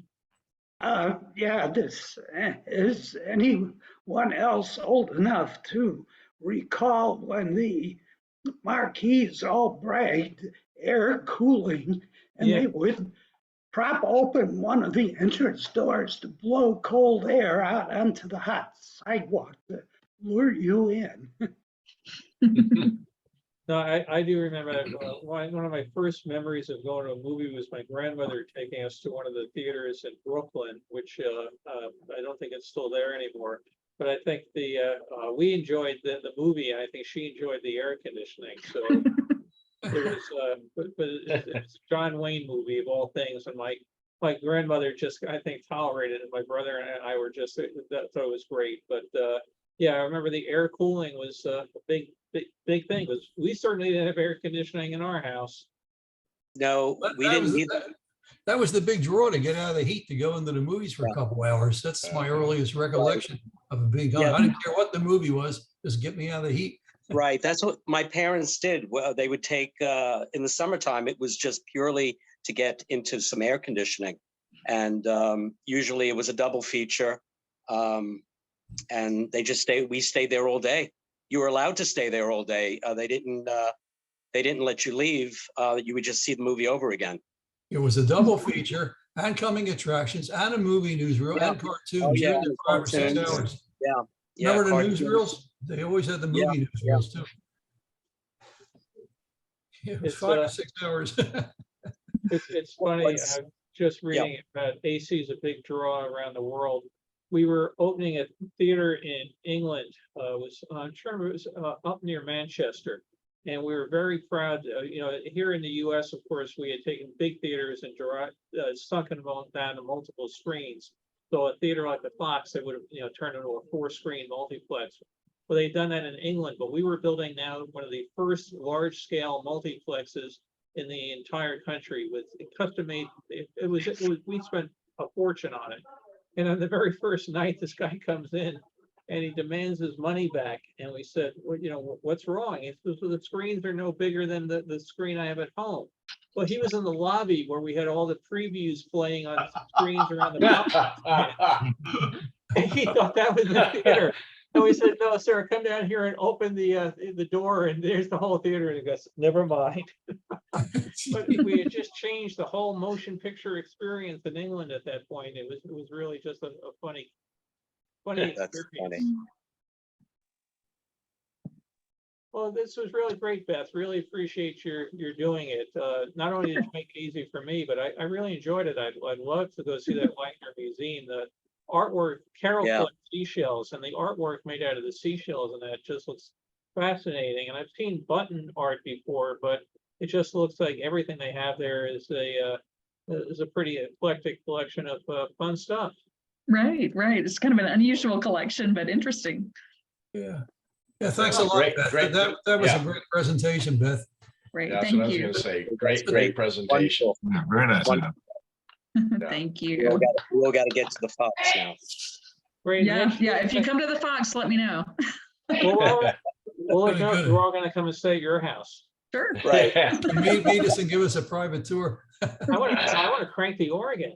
You also Yeah. brought home a Victrola too, didn't you? On this. Well, so we've got a Victrola. Let me turn my camera. We've got a Victrola here that we've had for a number of years. But what we brought home was an Edison cylinder player. It's called an Edison home phonograph. So it's not a whole lot bigger than the gem roller organ that I showed you, but it has a huge horn on it. In fact, I've got a few pictures. Let me just I can pull up the pictures of it. I was going to try to demonstrate it today too, but it's a little finicky. And I think there's a, if you're familiar with these pieces, there's a little bar that folds, sort of comes down, and one end has the needle and the other end sort of sits on top of a screw that advances the cylinder. And I think that part that sits on the screw is needs to be adjusted a little bit. It's a little bit too heavy. So we can crank it up and it'll start to play, but then it slows down. So are you seeing my screen there? There it is. Yeah. Oh, that's beautiful.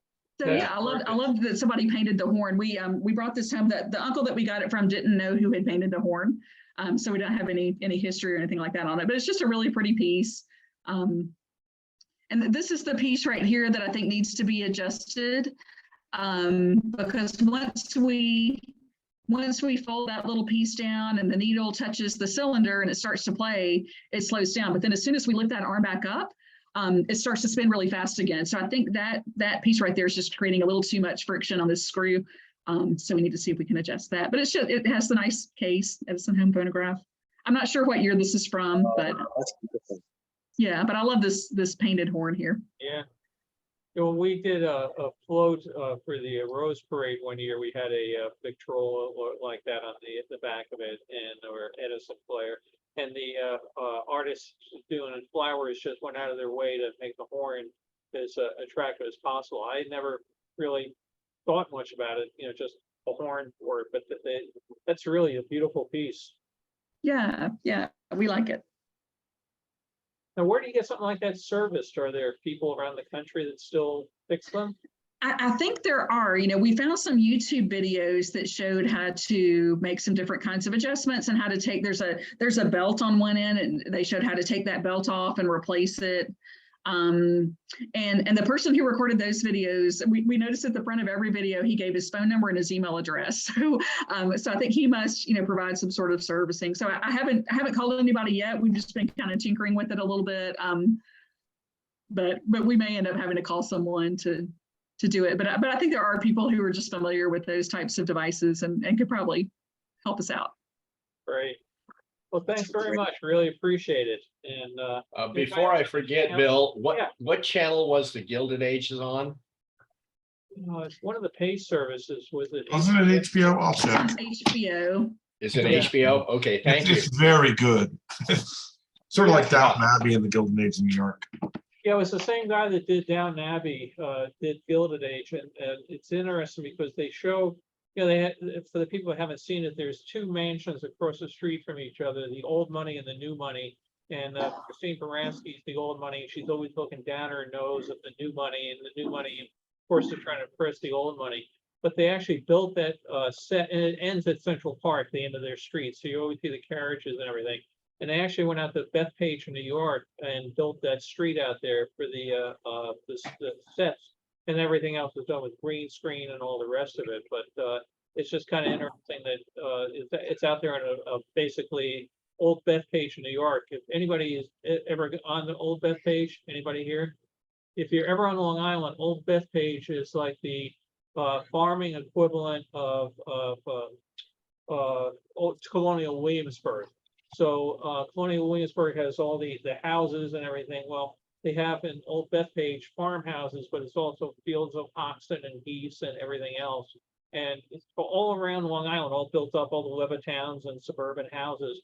And it's one area they've been able to preserve as Long Island was in the 1700s. If you ever get a chance on Long Island to go out there, it's really it's well worth it. Really nice little slice of history. We've been there, Bill. It's very, very nice. Yeah, it's really fun, and they had a big parking lot that they built the Gilded Age sets on, and like I said, everything done with a green screen these days. So it's kind of amazing. Well, really appreciate you putting this together, Beth. Thank you very much. Sure. Glad to. I think next Thank week you. we'll be back to some more Thanks, home Beth. movies.